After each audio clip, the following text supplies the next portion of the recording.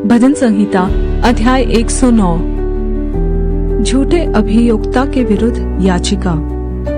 हे परमेश्वर, तू जिसकी मैं स्तुति करता हूँ, चुप न रह, क्योंकि दुष्ट और कपटी मनुष्यों ने मेरे विरुद्ध मुंह खोला है। वे मेरे विषय में झूठ बोलते हैं। उन्होंने बैर के वचनों से मुझे चारों ओर घेर लिया है और व्यर्थ मुझसे लड़ते हैं। मेरे प्रेम के बदले में वे मेरी चुगली करते हैं, परंतु मैं तो प्रार्थना में लौलीन रहता हूँ। उन्होंने भलाई के बदले में मुझसे बुराई की और मेरे प्रेम के बदले मुझसे बैर किया है। तो उसको किसी दुष्ट के अधिकार में रख और कोई विरोधी उसकी दाहिनी ओर खड़ा रहे। जब उसका न्याय किया जाए तब वह दोषी निकले और उसकी प्रार्थना पाप गिनी जाए। उसके दिन थोड़े हो और उसके पद को दूसरा ले।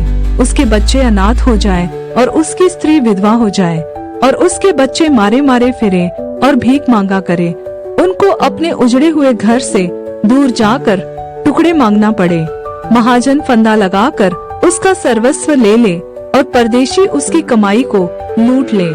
कोई न हो जो उस पर करुणा करता रहे और उसके अनाथ बालकों पर कोई तरस न खाए।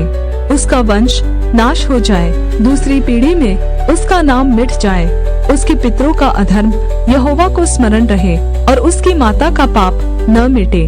वह निरंतर यहोवा के सम्मुख रहे, वह उनका नाम पृथ्वी पर से मिटा डाले। क्योंकि वह दुष्ट करुणा करना भूल गया, वरन दीन और दरिद्र को सताता था और मार डालने की इच्छा से खेदित मन वालों के पीछे पड़ा रहता था। वह श्राप देने से प्रीति रखता था और श्राप उस पर आ पड़ा। वह आशीर्वाद देने से प्रसन्न न होता था, इसलिए आशीर्वाद उससे दूर रहा।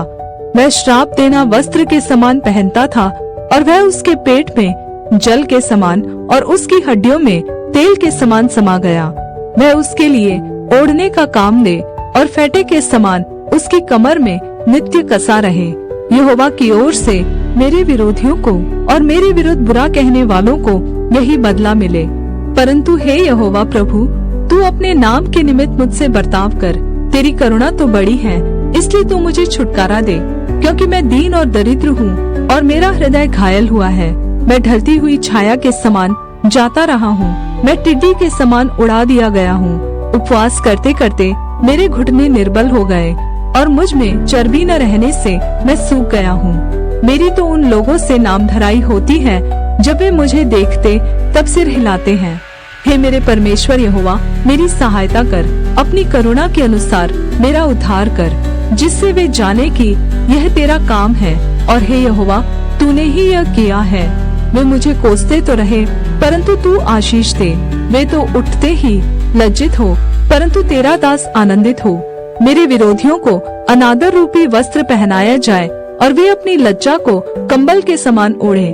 मैं यहोवा का बहुत धन्यवाद करूंगा और बहुत लोगों के बीच में उसकी स्तुति करूंगा, क्योंकि वह दरिद्र की दाहिनी ओर खड़ा रहेगा कि उसको प्राण दंड देने वालों से बचाए।